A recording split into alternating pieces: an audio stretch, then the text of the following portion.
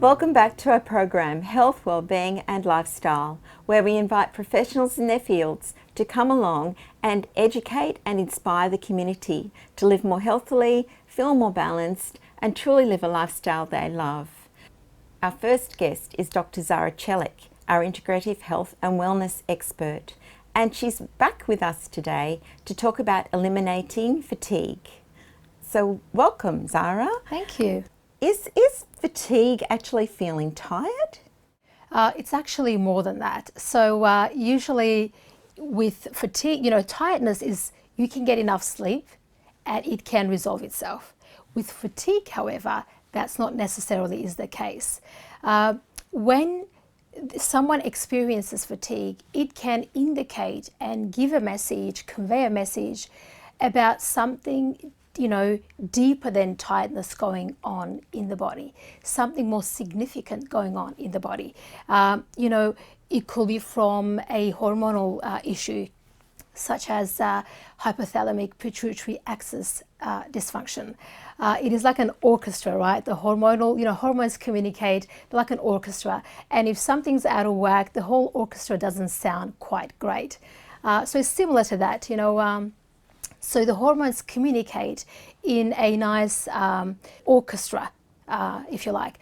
And when there is a disruption in that, and that disruption is like the hypothalamic pituitary axis dysfunction, and there's also adrenals in there as well. So the really correct name for that is hypothalamic pituitary adrenal axis dysfunction. And that can usually come along with chronic and long-term stress, for example. Especially if the stress has been there for a long time. It could be a trauma, again, a perceived trauma. And it can be initiated from there. And if it is not resolved, it can lead to more health issues. So we want to make sure and let our viewers know that when you are experiencing something more than tiredness, and doesn't matter how much sleep you're getting, you're still not feeling quite right, the energy is less or depleted, then consult your healthcare practitioner. Get help. Get help where you get to find out exactly the root cause of your fatigue. It could be that hormonal factor. It could be an iron deficiency. It could be more.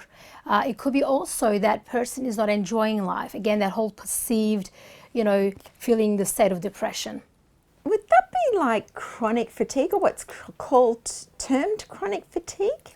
Yeah, so usually in our society, people refer to that as chronic fatigue. Absolutely, you're right. But the correct terminology for it is it's a hypothalamic pituitary adrenal axis dysfunction. So it's a dysfunction in our communication of the hormones.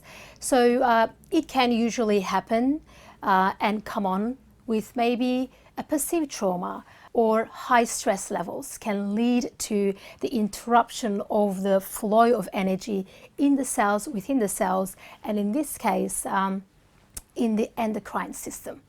So, stress is chronic and it hasn't been attended and it hasn't been resolved. It can lead to that chronic fatigue. So the individual can feel really that lack of energy, that fatigue, and they can usually stimulate themselves with stimulants such as sugar or caffeine or sugary drinks and so forth, to really push themselves to get through the day or start their day.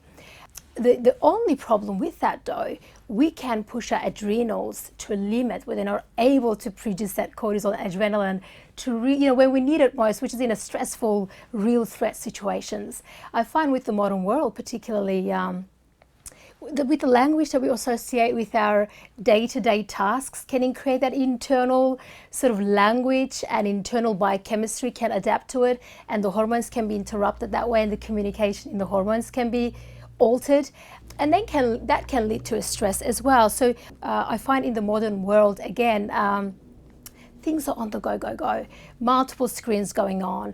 People put so much pressure on themselves, and there's also pressure it's expected externally as well. So people trying to really please and fit in and meet deadlines, right? So they can really push themselves. And to really get through the day, they can go to the stimulants and have the caffeine, have the sugar, to really get the tasks complete right. What happens though, the whole physiology is giving feedback to us and we're ignoring it. So the biochemistry is not functioning well, and the physiology is giving feedback to let us know through fatigue that things are not doing well in the body. So rather than listening to the body's needs, we tend to go to those stimulants and to push ourselves to produce the deadline. But down the track, it can have more significant impact on our health and well-being and our energy levels. So I encourage people, once they know they fatigue and they're not, they don't have the energy they used to really stop and pay attention to the body and the symptoms, because symptoms is the way body communicating to us to let us know something isn't right. So once we know we are fatigued or we're not producing that outcome or the energy isn't the same, go deeper. What has changed? What can you do to support the body? Because it is telling you, it's giving you a message. What can you do to support that whole HPA axis dysfunction and reverse that as soon as you can, because it becomes a bigger problem in the future. So certain things could be such as, lifestyle factors play a big role. Remember I talked about the whole perceived stress or the language that we use and we create that internal stress. Could the individual work on that? Instead of saying, I have to, can we use more of the I get tos and have more gratitude around things that we do day to day? So, Zara, if there was a couple of simple tips that the viewers could take with them today, then what would they be? Yeah, sure. So, something simple as our lifestyle, one of them could be drinking enough water, enough hydration for our cells. So our cells are looking more like grapes, not like sultanas. So the other thing is starting our day. Instead of starting a day with a coffee or caffeine, could we instead invest in our health and well-being and make a nice smoothie that is not sugar-based? Can we go to bed earlier and have that enough sleep? Because sleep is really what helps our body to heal itself by itself and get that balance into the body again. So these are the certain things we can start implementing: our sleep and having a nice sleep ritual, having good time, a good bedtime ritual to have that quality sleep. Switching our electronics earlier, maybe like 2 hours, say, earlier than we go to bed, to take some time to, get into our body, connect with the body, and also to reward ourselves with something before we go to bed. Create that nice environment in your bedroom where it is inviting, it is calming, it is grounding. So that could be another thing that could really help our audience anyone's experiencing fatigue, to really invest and reverse, or even just boost our energy levels in general. That sleep is crucial. Thank you for that. My pleasure. And for more information on Dr. Zara Celik and eliminating fatigue, then please go to her webpage on our website, healthwellbeingandlifestyle.com.au. Dr. Zara will be back next time with us talking about stress management. Now we'll go to break and be back after the break with more amazing guests and topics.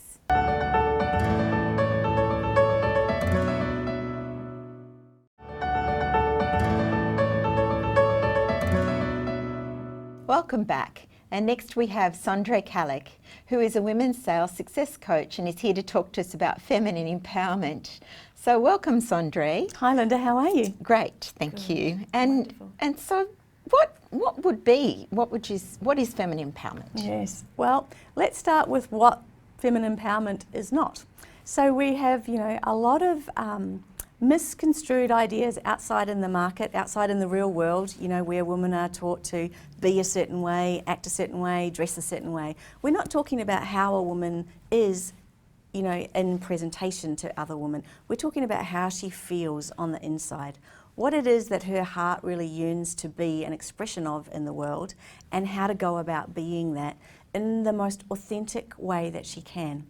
And for a lot of women, we are very disconnected from our hearts and from what it is that we really want to do in the world, because there's a lot, that we need to balance, we need to bring into account. And we, as women, tend to change roles, during the day, a lot more than what men do. We have a very different way of wanting to be in the world and, For me personally, you know, I'm a mum, I'm also a grandma, I also run 2 businesses, so I'm forever changing track. And, you know, women find this difficult, you know, a lot of the time as to how they keep their energy up, how they really actually, in service to everyone else, are actually looking after themselves.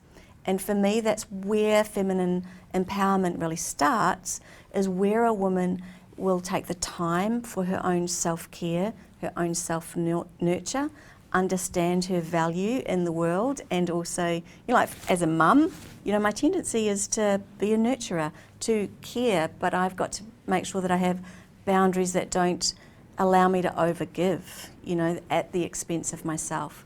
So feminine empowerment is really about being able to stand in one's value, understand what is good for themselves whilst being in service to other people, and also to find a way in which, you know, we get to grow, we get to expand as not just a woman in a woman's role, depending on what that is, you know, a wife, a mother, a sister, you know, what does our soul want in this experience of life?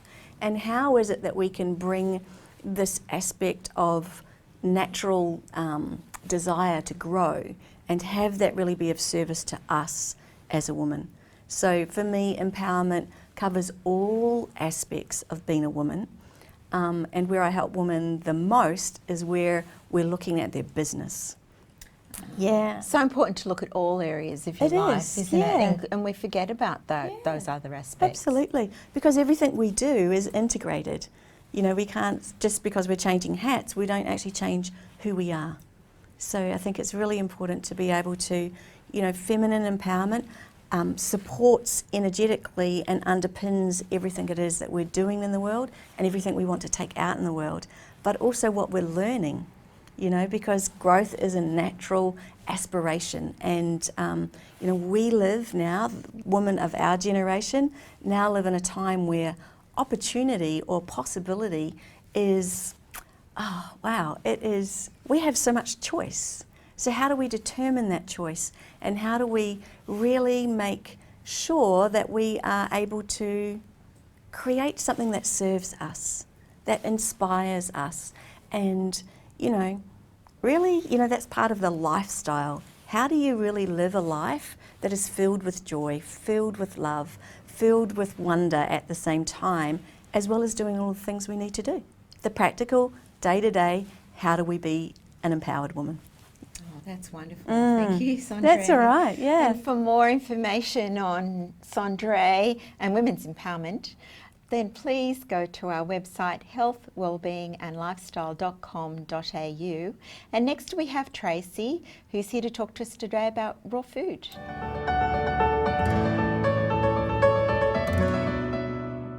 Welcome back, and we welcome back Tracy Jardim. Welcome, Tracy. And Tracy's with us today to continue talking about raw food and why not refined sugar. Why not refined sugar, Tracy? Well, as we know, refined sugar is probably one of the biggest addictions in the world, especially in Western society.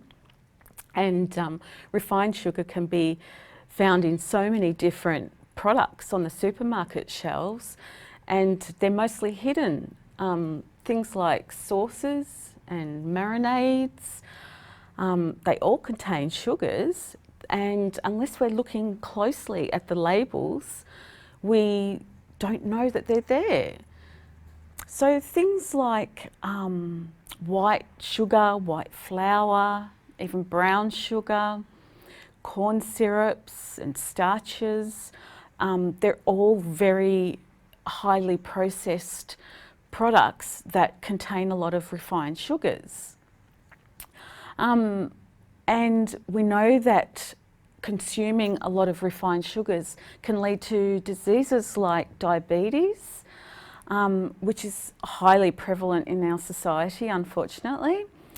But if we look at taking on a raw food diet, eating more raw foods, we are going to reduce the amount of refined sugars in our diet. So things like green leaves, spinach and kale and that sort of thing. Nuts are really good fats and oils in nuts.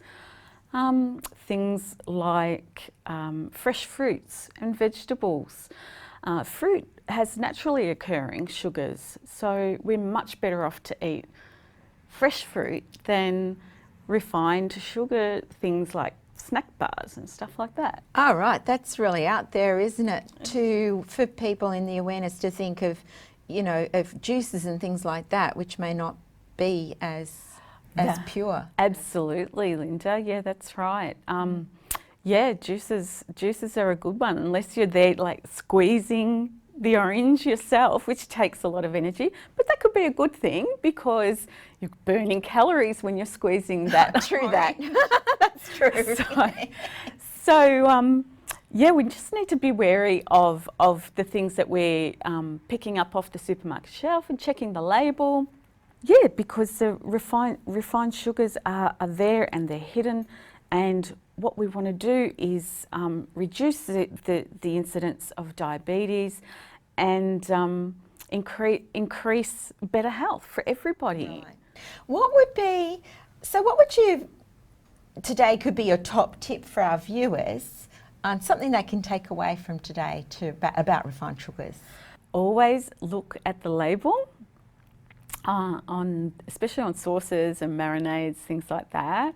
And marinated meats that you might, quickly choose from the supermarket, because there's a lot of that sort of convenient food that the supermarkets are putting out now, and they've got hidden sugar. So yeah, just always look at the label and look at the sugar content. And if you've got time, always make it yourself. And for more information on raw food and refined sugar, please go to our website healthwellbeingandlifestyle.com.au. Welcome back. We have John here today, who is a remedial therapist, and he's here today to talk to us about corporate massage. So welcome, John. Thanks, Linda. Now, what would you say are the top benefits of massage in the workplace? Massage therapy for an individual is a major component of their physical well-being. So wellness and staff well-being is a really important topic these days. A lot of organisations are investing in staff wellness. So to have physical therapy at the workplace for people gives them the opportunity for physical change in their body, which can lead to de-stress, a mental refresh, and a real chance to refocus going forward for the rest of the day. A lot of people, when they have access to a table massage in the workplace, it's generally back, soreness, shoulders, neck, usually go for a back, shoulders, neck sequence of massage. People, they get bad posture habits over a period of time, especially sitting at a desk looking at the screen all day, so puts a lot of stress on the muscles in the back and the shoulders. So I like to get a good release through the shoulders and neck, and really helps people feeling a lot lighter when they leave their treatment, and a bit refocused going forward for the rest of the day. So what would be the difference then between, say, if people were in the workplace, can they be on a table or is it better in a chair? What's the recommended way? Sure, so 2 ways you can go about workplace massage. Obviously, the table massage is a bit longer, drawn out sort of treatment, but the seated massage is something a lot of places go for, especially in a corporate environment. It's a lot more accessible to have more people come through that in the time frame. So seated massage certainly has its benefits as well. Gives people the opportunity to get away from their workspace and turn their brain off for a little bit. It's still got the element of human touch, which goes towards some relaxation, and obviously all that together goes towards a mental refresh. And it's either way, massage can be an uplifting experience for somebody, and certainly something people look forward to when they're off to work that day, to have that supplied for them. Yeah. Oh, that's fantastic. And what would you encourage people to take on corporate massage, or any sort of massage, really, isn't it? Sure. Yeah. What would be the difference between corporate and other massage, for instance? It's corporate massage. A lot of people involved in a high stress, high pressure environment, so it's good to encourage people to get away from their workspace for even if it's a brief period of time in the day, and help them refocus, as well as having some de-stress and physical change in their body. It's not just for corporate environment. A lot of people on the tools and these sorts of things, they can develop muscle tension as well as stress. So massage certainly works in any situation, whether it be in the office, people on the computer desk, or on the tools. Do you have a tip for anyone out there who, for instance, about massage, or what would be your absolute top tip, for instance? For massage, I would say have it. If you don't have access to it, try and do that. It's a major component for people's physical well-being, but you can't underestimate how much a good, strong treatment can contribute to a positive mindset for an individual. And if a lot of people in the one workplace can access that, certainly contributes to a happy work environment. And for more information on John or corporate massage, please go to our website. Thank you very much. And we look forward to seeing you next week here on Health, Wellbeing and Lifestyle. Thank you.